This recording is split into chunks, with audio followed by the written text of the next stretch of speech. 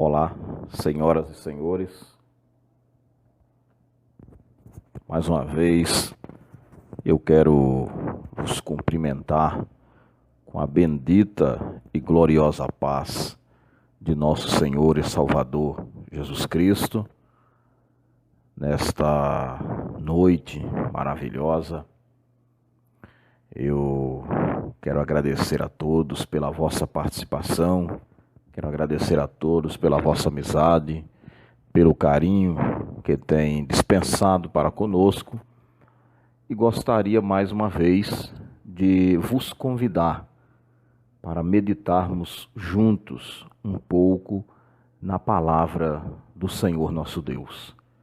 Eu tenho certeza que tem muita gente que nos ouve através desses canais, tanto do YouTube como do nosso blog, lendo as nossas postagens, e tem muita gente que gosta de ouvir a palavra do Senhor nosso Deus.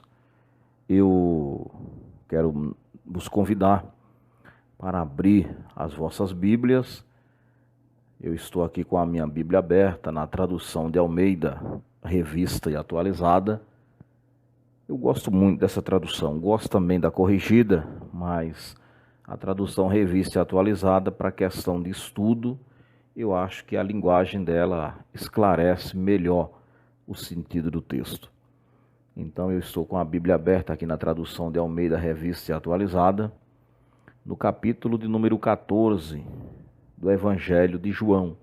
Evangelho de João, capítulo 14, eu gostaria de ler o versículo 1, 2 e o 3, para nós meditarmos em um tema que Deus pôs ao meu coração. Primeiro leremos o texto, depois eu anuncio o tema.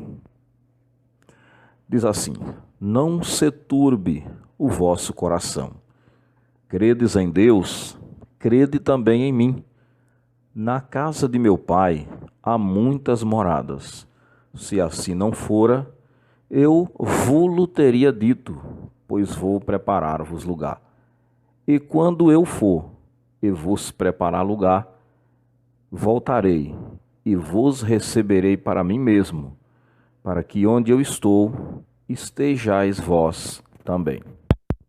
Muito bem, senhoras e senhores, conforme eu falei, este é o texto que Deus colocou no meu coração, e o tema que eu escolhi a partir desse texto é 6 razões pelas quais eu creio no arrebatamento pré-tribulacional. Hoje nós estivemos ali na nossa escola bíblica dominical, onde pela misericórdia de Deus eu leciono para uma das classes ali de escola bíblica. A nossa igreja é a Igreja Evangélica Assembleia de Deus, Ministério do Belém, setor de número 52, e está situada na rua Victor Balaguer, número 38, no Jardim Santa Rita, Vila São José, São Paulo. Se você um dia quiser comparecer, esteja à vontade. Nós temos cultos ali nos domingos, das 18 às 20. Nós temos também nosso culto de doutrina na terça-feira, das 19 às 21. E nós temos também culto às quintas-feiras, das 19 às 21. E aos domingos nós temos das 9 da manhã até às 11 horas, a nossa escola bíblica dominical, da qual eu sou um dos professores. Compareça lá e eu tenho certeza que você será bem recebido por nós e será também ricamente abençoado pelos conteúdos que vão estar sendo estudados ali na nossa escola bíblica dominical.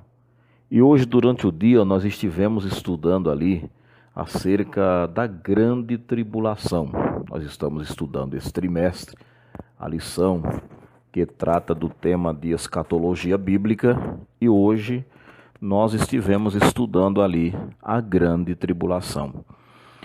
E uma pergunta que reverbera durante muitos anos e não quer calar, e tem sido motivo de muitos debates, de muitas discussões, inclusive até de alguns desentendimentos no meio evangélico, é acerca do arrebatamento da igreja. Se ele é pré, pós ou mid-tribulacionista. Todos nós cristãos acreditamos que Jesus está prestes a vir arrebatar a igreja. Cremos na doutrina do arrebatamento. Agora, tem algo que nos divide, e infelizmente é verdade, não deveria nos dividir, é quanto ao momento do arrebatamento da igreja. Existem pelo menos 3 teorias no meio teológico, no meio dos estudantes de escatologia bíblica, que procuram ensinar acerca desse momento sublime, que é o momento em que Cristo virá para buscar a sua igreja. A primeira teoria é a teoria pré-tribulacional, que é a teoria que eu defendo, grande parte da Assembleia de Deus defende, e é a teoria que, no meu ponto de vista, é a que mais se encaixa dentro da revelação profética do Novo Testamento como um todo. Mas existe também a teoria mid-tribulacional, que é aquela que acredita que Jesus virá no meio da grande tribulação, que a igreja iniciará na terra a grande tribulação, e no meio desta tribulação a igreja será arrebatada e subirá para encontrar o Senhor. E existe também o ponto de vista pós-tribulacional, que é aquele que acredita que a igreja passará por toda a grande tribulação e somente ao final da tribulação é que a igreja será arrebatada. Eu particularmente, creio no arrebatamento pré-tribulacional, que é aquele que ensina que a igreja será arrebatada antes de iniciar-se na terra o período sombrio da grande tribulação e da manifestação total do homem do pecado, chamado também pelo apóstolo João de anticristo. E por que eu creio dessa maneira? Quais são as razões que eu uso para justificar que creio no arrebatamento pré-tribulacional? Primeiro, deixa eu dizer uma coisa para todos os senhores que vão me ouvir. Eu não estou aqui impondo um ponto de vista a ninguém. Eu não estou aqui dizendo que o meu ponto de vista é o mais correto, é o verdadeiro, é o único, é o absoluto. Eu estou dizendo que eu creio dessa maneira. Se algum dos senhores que irão ouvir esta reflexão não concordarem comigo, discordarem doutrinariamente, não tem problema nenhum. Nós não iremos brigar nem discutir por causa disso. Mas eu, particularmente, lendo e estudando as Escrituras, eu não consigo situar a igreja dentro de um contexto mid nem pós-tribulacional. E por quê? 6 razões. A primeira razão pela qual eu acredito no arrebatamento pré-tribulacional é porque a grande tribulação será um período ímpar, será um período sem igual na história da humanidade. A grande tribulação será um momento como nunca houve desde que houve ser humano na face da terra. Não será apenas uma tribulação, não será apenas mais uma perseguição nos anais da história da igreja, mas será o período mais negro, mais sombrio, mais obscuro, mais terrível que a humanidade passará. Então, eu não consigo situar a igreja salva pelo Senhor Jesus, a igreja liberta pelo Senhor Jesus, que inclusive o apóstolo Paulo, escrevendo aos Tessalonicenses, ele diz que Cristo nos livra da ira futura. Esse termo ira futura, Paulo estava referindo-se justamente a este período sombrio.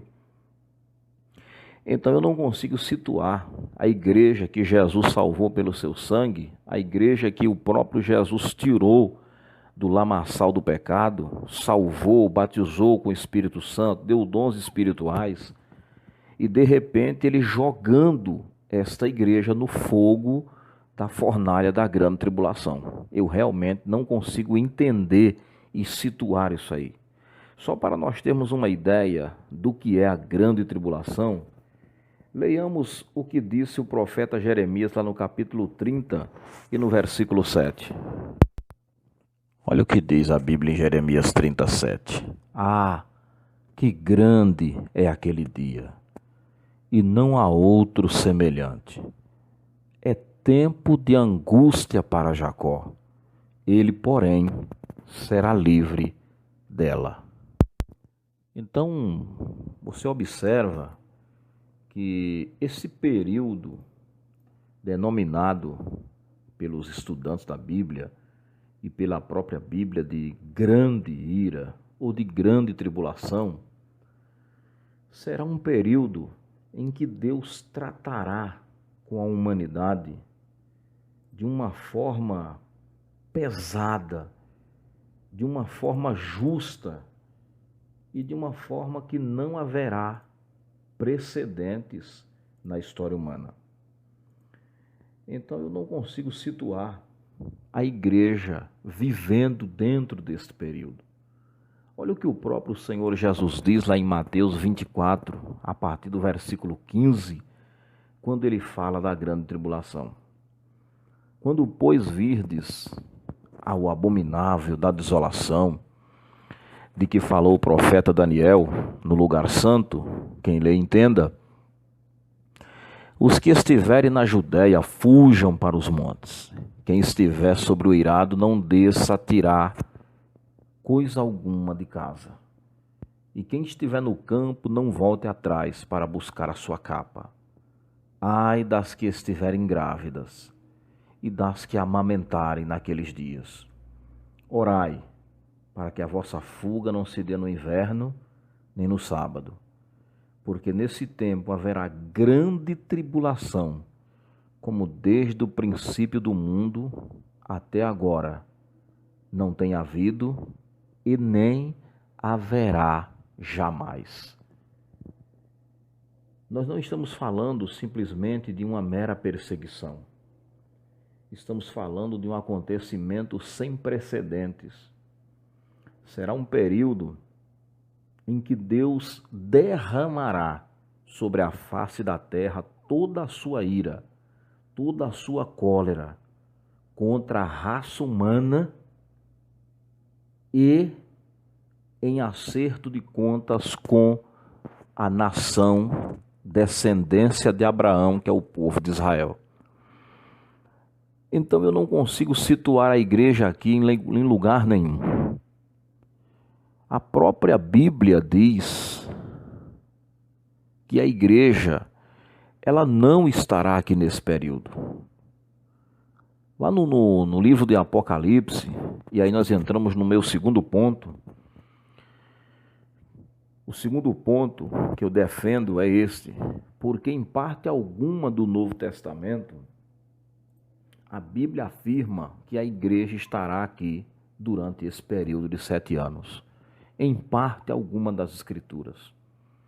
Muito pelo contrário, se você analisar o livro de Apocalipse, você lendo o livro da Revelação, dentro de uma visão futurista, de uma interpretação bíblica correta, você verá que do capítulo 4 de Apocalipse até o capítulo 18, que é justamente esse o período em que se desenvolverá aqui na terra os eventos da grande tribulação, dentro desse período tribulacional, você não encontra João citando a igreja aqui na terra em hipótese alguma.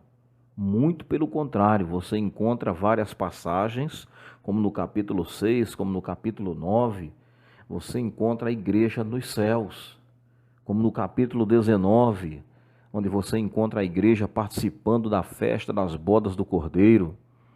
Você encontra a igreja nos céus. Você não encontra a igreja aqui na terra. Então, Ao invés de a Bíblia afirmar que a igreja estará aqui durante a grande tribulação, ela afirma totalmente o contrário. Em Apocalipse, subtende-se do capítulo 4 até o 18, que a igreja não estará aqui na terra. Então, se ela não estará aqui na terra, como ela participará então deste evento da grande tribulação? É impossível. O terceiro ponto que eu defendo é o seguinte: porque ao invés de aguardar a grande tribulação, a igreja do Novo Testamento, ela é instada, ela é exortada pelos apóstolos a aguardar a volta de Cristo, a maior esperança do cristianismo. Você não vê nenhum dos apóstolos orientando a igreja a aguardar a grande tribulação. Eu pergunto para os senhores, se a igreja fosse passar pela grande tribulação, será que Paulo não teria tratado acerca desse assunto?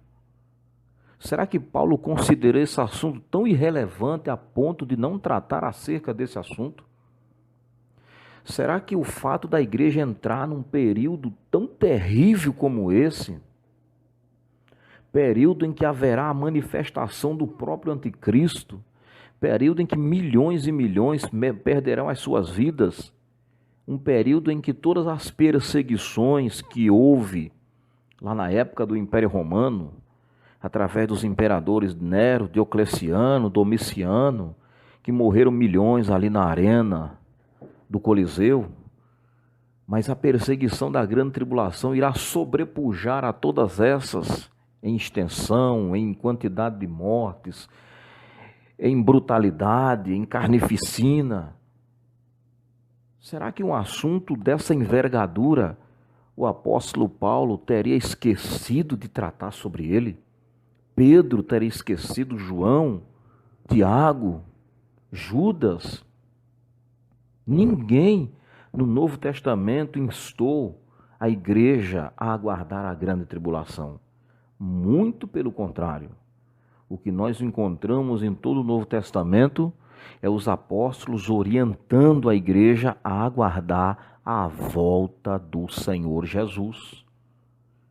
Ao invés de a igreja ser orientada a esperar o mal, o grande mal que viria, a igreja é orientada a passar aqui na terra pelas aflições que já temos, como o próprio Senhor Jesus disse, no mundo tereis aflições, a viver aqui na terra uma vida regrada, debaixo de um padrão de santidade, renunciando o pecado, renunciando o mundo e aguardando a bem-aventurada esperança e o aparecimento do grande Deus e de nosso Senhor Jesus Cristo. Eu não vou ler as referências porque iríamos aqui precisar de muito tempo. Mas eu vou apenas citar algumas referências aqui para algum dos senhores, se quiserem depois pesquisar. Está no Novo Testamento, onde os apóstolos orientam a igreja a aguardar a volta do Senhor Jesus. 1 Coríntios 1,7, Filipenses 3,20, Filipenses 4,5, 1 Tessalonicenses 1,10, 1 Tessalonicenses 4,15 ao 18, 1 Timóteo 6,14, Tito 2,13, Hebreus 9,28 e Tiago 5, do 7 até o 9. Só para termos uma ideia, olha o que disse o apóstolo Paulo aqui na referência de 1 Tessalonicenses 1,10. E para guardardes dos céus o seu Filho, a quem ele ressuscitou dentre os mortos, Jesus, que nos livra da ira futura. Não está escrito aqui, nem em lugar nenhum do Novo Testamento, que nós devemos aguardar a grande tribulação, que nós devemos nos preparar para o sofrimento máximo da humanidade que virá durante esse período. Mas está escrito que nós devemos aguardar o Senhor Jesus, que Ele vindo nos livrará da ira futura. Então, meus amigos, realmente esta doutrina, esse ponto de vista que prega que a igreja passará aqui na terra a grande tribulação, eu respeito quem pensa dessa maneira, mas eu não posso aceitar esse ponto de vista, porque eu não consigo encontrar biblicidade, eu não consigo encontrar interpretação ortodoxa, bíblica, dentro desse ponto. Olha o que Tito diz aqui no capítulo 2 da sua carta, no versículo 13. Aguardando a bendita esperança e a manifestação da glória do nosso grande Deus e Salvador, Jesus Cristo. Aguardando a manifestação da glória do nosso grande Deus e Salvador, Jesus Cristo. Por que Tito não instou a igreja a aguardar a grande tribulação? Por que Tito não orientou a igreja a esperar a manifestação do homem do pecado, a esperar o grande sofrimento que viria, mas pelo contrário, ele orientou a igreja a aguardar a volta do Senhor, a aguardar a vinda do Senhor para nos resgatar, conforme nós lemos no texto base da nossa reflexão, quando o Senhor Jesus diz: na casa de meu pai há muitas moradas. Se não fosse assim, eu vou-lo teria dito, pois vou preparar-vos lugar.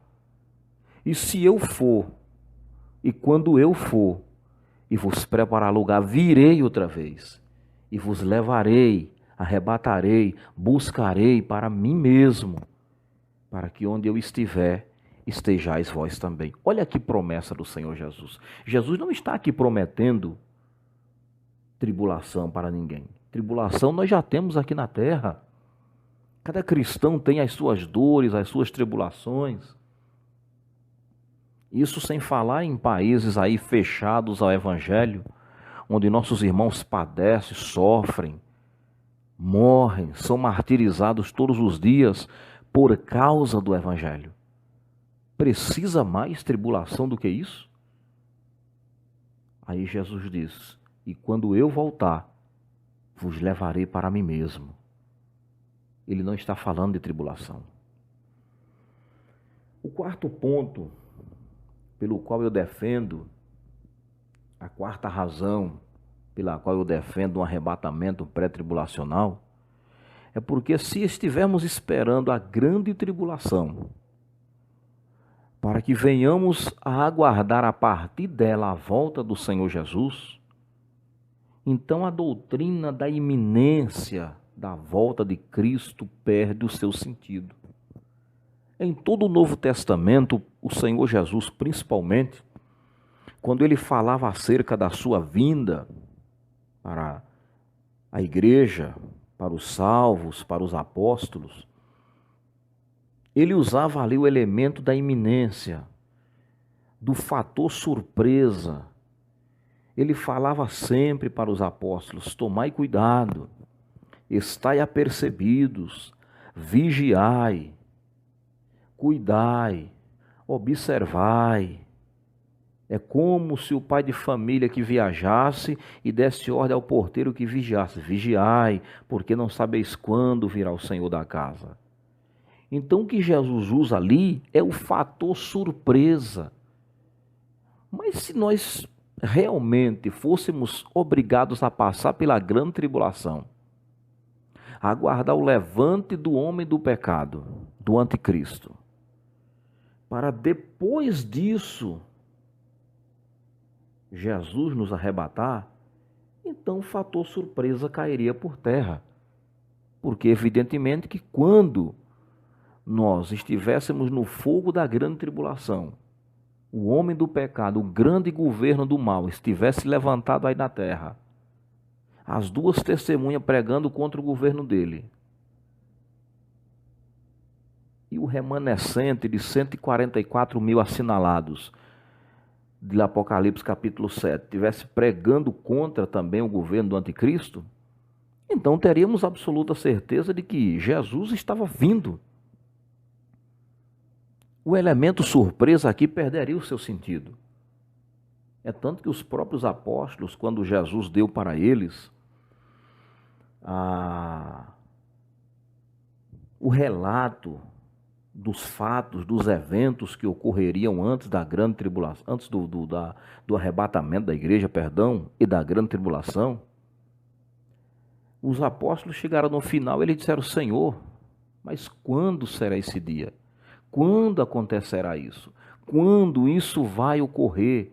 Jesus disse: isso eu não posso avisar para vocês, porque é um fator surpresa, nem o Pai, nem o Filho, nem os anjos sabem, mas somente o Pai que está nos céus. Estai vós apercebidos, vigiando, porque o Filho do Homem pode vir a qualquer momento. Então, meus amigos, partindo de todos esses princípios, eu não consigo de maneira nenhuma crer em uma igreja passando por esse período aqui na Terra. Eu citei algumas referências aqui que falam da iminência da volta de Cristo. Eu vou citar aqui, caso algum dos senhores queiram pesquisar. Novamente, Filipenses 4:5, Hebreus 10:37, Mateus 24:27, Mateus 24:44, Mateus 24:50, Mateus 25:13 e Marcos 13:33. Todas essas referências falam da vinda de Jesus de uma forma inesperada, surpresa. E por último aqui, nós listamos aqui, não é o último, ainda é o quinto, né? Em quinto lugar, nós listamos aqui que para que aconteça a volta do Senhor Jesus, o arrebatamento da igreja, de uma forma pré-tribulacional, que evidentemente vai acontecer, é necessário que haja uma reconstrução daquele templo ali em Jerusalém, o terceiro templo judeu. Aquele templo vai ser reconstruído durante este período da grande tribulação, para que aconteça ali, segundo Daniel, a oferta de manjares, o sacrifício que voltará a acontecer ali. Templo esse que será profanado pelo homem do pecado. Então, não podemos dizer que estamos na grande tribulação. Não podemos dizer que a igreja participará da grande tribulação, porque este templo judeu ainda não foi construído. E não existe nem indício de quando isso acontecerá, porque esse evento só acontecerá quando a igreja for arrebatada da terra. Em sexto e último lugar, que eu defendo um arrebatamento pré-tribulacional, é baseado na profecia de Daniel, capítulo 9, versículos 21 ao 27. Quando o próprio Daniel ali, ele falando acerca da revelação que ele recebera ali do anjo Gabriel, acerca do final dos tempos, ele diz que Deus profetizou, entregou para ele através do anjo uma profecia de 70 semanas. 70 semanas, segundo Daniel, estariam determinadas sobre o povo judeu. Se não, vejamos aqui o que diz a Bíblia em Daniel, capítulo 9, versículo 21. Falava ainda no coração, quando o homem Gabriel, que eu tinha observado na minha visão ao princípio, veio rapidamente voando e me tocou na hora do sacrifício da tarde. Ele queria instruir-me, falou comigo e disse: Daniel, saí para fazer-te entender o sentido. No princípio das tuas súplicas saiu a ordem, e eu vim para tu declarar, porque és muito amado. Considera, pois, a coisa e entende a visão. 70 semanas estão determinadas sobre o teu povo e sobre a tua santa cidade. Observem bem que o anjo Gabriel aqui, ele não deixa dúvidas para quem são essas semanas. 70 semanas estão determinadas sobre o teu povo. O povo de Daniel é a nação judaica, é a descendência de Abraão, é o povo da promessa, os eleitos através dos patriarcas Abraão, Isaque e Jacó. Sobre a tua santa cidade, sobre a cidade de Daniel, sobre Jerusalém. Então ele está dizendo bem claro que estas semanas, elas são direcionadas exclusivamente para o povo de Israel. Olha o que ele diz no versículo 25: sabe e entende, desde a saída da ordem para restaurar e para edificar Jerusalém até ungido ao príncipe, 7 semanas e 62 semanas. 7 semanas mais 62 semanas. Ele está dizendo que desde a saída da ordem, desde a liberação dos judeus para voltarem à sua terra, para reconstruir o templo, para reconstruir a cidade, até a retirada do Messias, do ungido, irão se passar 7 mais 62 semanas, que dá o equivalente a 69 semanas.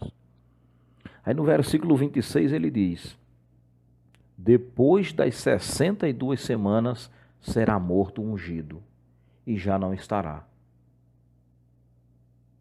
Então, passados as 69 semanas, o Messias ungido será morto, será retirado, e já não estará.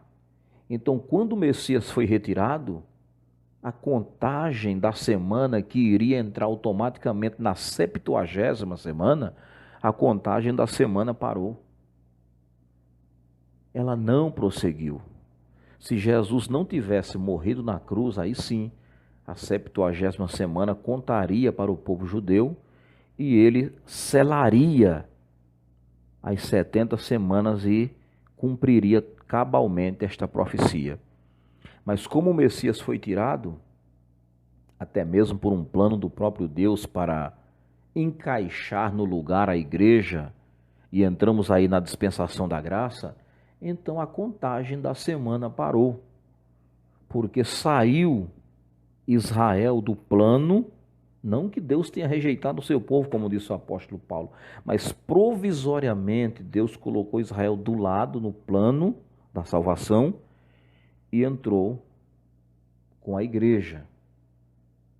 Quando esta igreja sumir da terra, Deus volta-se novamente e Israel entra no plano da salvação.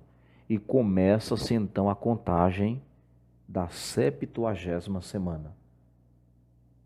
Então é impossível pensarmos na igreja aqui, situada dentro da 70ª semana, sendo que ela não se encaixe em nenhum lugar aqui na profecia que o anjo deu a Daniel.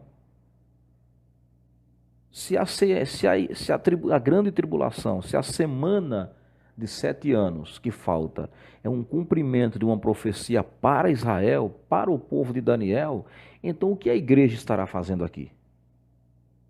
O que a igreja estará engajada no meio fazendo o quê? É impossível. Eu não consigo, não posso acreditar nesse arrebatamento mid nem pós-tribulacional. Eu creio, eu defendo um arrebatamento pré-tribulacional. Eu digo a todo cristão, a todo aquele que é salvo, que aceitou a Cristo como seu Salvador, que tem a esperança no seu coração de um dia morar nos céus, que se prepare, porque a qualquer momento Jesus está voltando para buscar a igreja. Vigie, esteja atento, não se deixe enganar pelos falsos profetas, pelos mercenários, pelos falsários que estão por aí batendo de porta em porta, de igreja em igreja, tentando enganar o povo de Deus. Muitos estão se levantando com a Bíblia na mão, mentindo, enganando, ensinando falsas doutrinas e heresias, com o intuito claro de enriquecer às custas do povo de Deus e de arrancar o povo de Deus da bendita esperança de subir para o céu quando Jesus vier buscar a igreja. Mas quanto a você, esteja atento, vigie, purifique a sua vida, porque o próprio apóstolo João, escrevendo a sua segunda epístola, no capítulo 3 e no versículo 2, ele diz: porque todo aquele que tem esta esperança purifica-se a si mesmo, assim também como ele é puro. Então, se você tem a esperança de morar no céu, se você tem esperança de ser arrebatado, se você tem esperança de um dia subir com Cristo, então purifique a sua vida. Ande na presença de Deus. Santifique a sua língua, o seu olhar, o seu falar, os seus negócios.